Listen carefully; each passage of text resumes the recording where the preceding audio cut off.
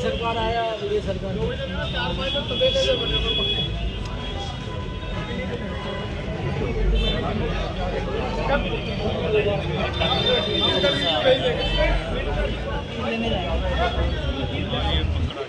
PTI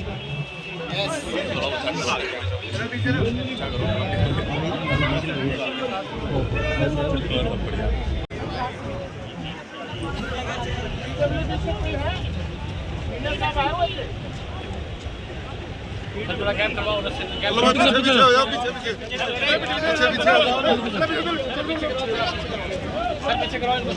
पीछे हो जाओ भाई पीछे रे ये टर्की वाला तो नहीं है ये नहीं ना। हाँ तो जब भारतीय से बढ़िया तो टर्की वाला का नहीं लेना भाई। सबने पोस्ट कर दिया। भारत का सेब इस्तेमाल करना है। ये कश्मीर का है। भारत माता की बहुत बढ़िया बहुत बढ़िया। मैं तो व्यापारियों को साधुवाद देती हूँ जिन्होंने टर्की से व्यापार बंद किया। बिल्कुल नहीं करना है। देश का दुश्मन हमारा दुश्मन। बिल्कुल भारत माता की भारत माता की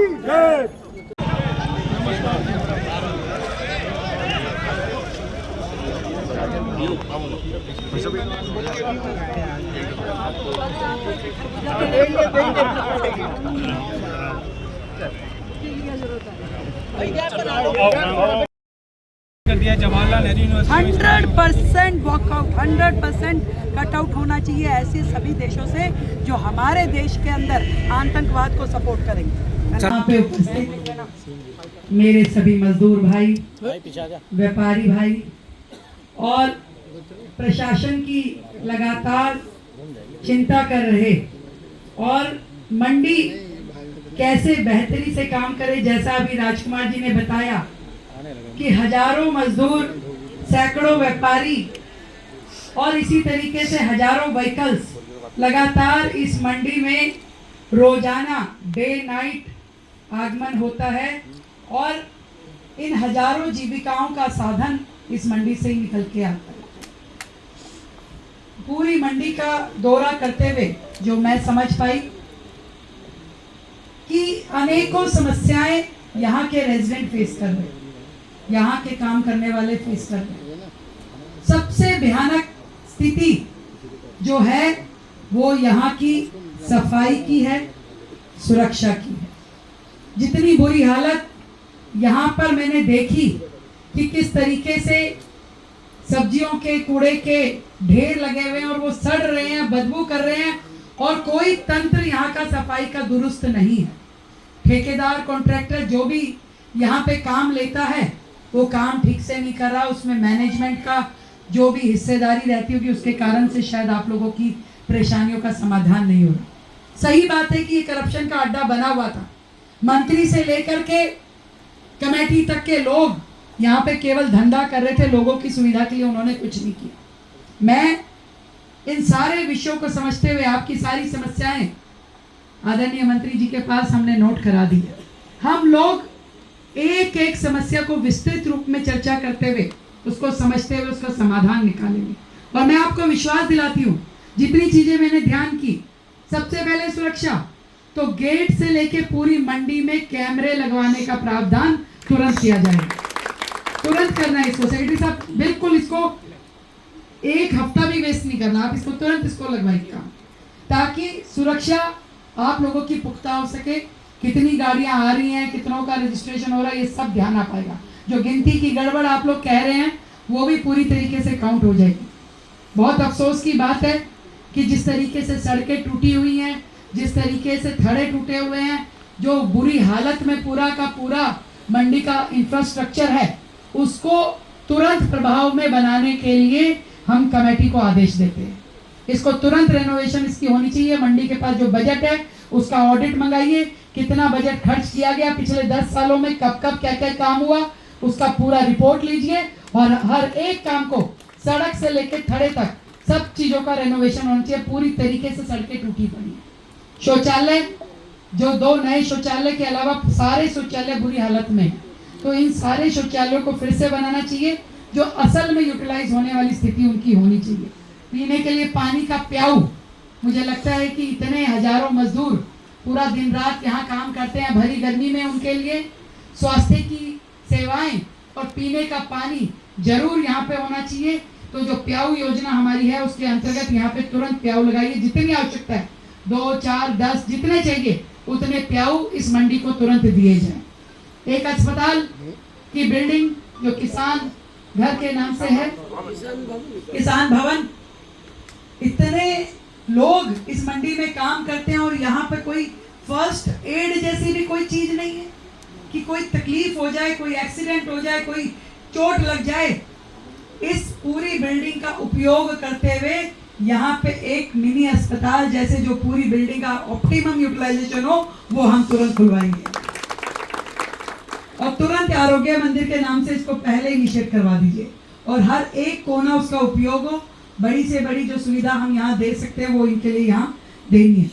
मैं ये भी देख रही थी कि किस तरीके से हजारों मजदूर जो यहाँ काम करते हैं उनकी सुविधाओं की कमी है।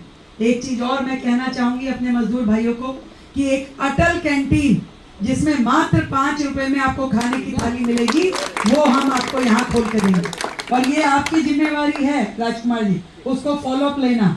खुलवाएंगे हम सरकार की ओर से, खर्चा सब हम देंगे, केवल वो सही स्थान उससे मिल जाए ताकि सारे मजदूर उसका उपयोग कर सके।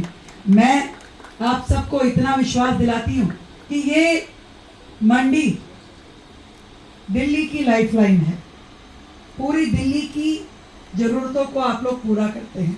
हम ये मंडी व्यवस्थित हो, साफ सुथरी हो, मैनेज हो, करप्शन के सारे घर इसमें खत्म हो जाएं और नई मंडी भी जो आपने बताई है उसको डेवलप करने का काम एक मॉडर्नाइज इंफ्रास्ट्रक्चर के साथ, बेहतर सुविधाओं के साथ और सुरक्षित माहौल में और करप्शन फ्री ऐसी मंडी आपको देगी ये सरकार। ये आपके वोट का अधिकार था जिसके कारण से ये सरकार बनी। तो जब तक आप उधर खड़े हो गए तो उधर की देख लिया आपने काम, अब इस तरफ का काम दिखाने का समय आया। तो निश्चित रूप में जो खाली जगह हमारे पास मंडियों के लिए है उनको डेवलप करना भी, और मैं अपने आदरणीय मंत्री जी को कहूंगी कि अपना पर्सनली इन सारे इश्यूज को आपने लुक आफ्टर करना है। सेक्रेटरी साहब, मैं कभी भी औचक दौरा करूंगी भाई, आज बता के आई हूँ, अगली बार बिना बताए आऊंगी और पता है कॉन्स्टिट्यूंसी मेरी बगल में है, यहीं से निकलूंगी। और यदि सफाई में कोई भी समस्या है, और इसके अलावा भी एक कॉम्पैक्टर इसके अंदर प्लान करना। डीसी कहाँ है?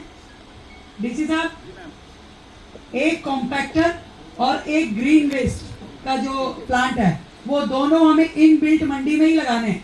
जो यहाँ ग्रीन वेस्ट है, सब्जी और ये सभी सारा सामान होता है, वो अलग की अलग यहाँ प्रोसेस हो जाएगा।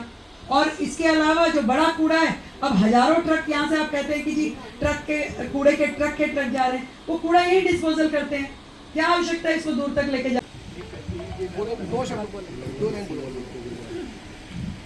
सबसे पहले तो मैं ये कहना चाहता हूँ कि दिल्ली ने और देश ने पहली बार ऐसा सीएम देखा है जो हर रोज जनता के बीच में है, हर रोज समस्याओं को सुन भी रही है और निराकरण भी कर रही है। एक बार अभिनंदन होना चाहिए सभी व्यापारियों की तरफ से, मजदूरों की तरफ से, कामगारों की तरफ से। बहुत बहुत आभार मैम आपका। और बिल्कुल सही कहा भाटिया जी ने, पहले दिन से मुख्यमंत्री जी आजादपुर मंडी के लिए चिंतित हैं और आसपास की जो वेस्ट मैनेजमेंट का तो मैंने देखा पहले दिन ही जो मीटिंग बुलाई गई थी उसमें यहाँ का जो वेस्ट की समस्या है उसके ऊपर मुख्यमंत्री जी ने संज्ञान लिया था। तो कुल मिला के एक बात कड़वा सच है कि पिछले 10 साल यहाँ पे लूट का, भ्रष्टाचार का एक धंधा केजरीवाल के लोगों ने चलाया कि नहीं चलाया है? अंधी लूट और भ्रष्टाचार, व्यापारी को भी लूटा, किसान को भी लूटा और मजदूर को भी लूटा। तो ये लूट का धंधा बंद होगा। अब ये रेखा गुप्ता जी की सरकार है दिल्ली के अंदर। तो बस मैं इतना ही कहना चाहता हूँ, आज की समस्याओं का संज्ञान मुख्यमंत्री जी ने लिया है।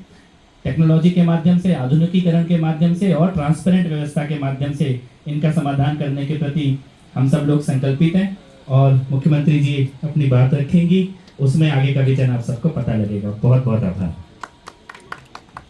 तो यहाँ पे कॉम्पैक्टर या ग्रीन वेस्ट का मशीन, ये दोनों चीजें हम इनबिल्ट मंडी के अंदर ही लगाएंगे ताकि ये कूड़ा ढोना ना पड़े।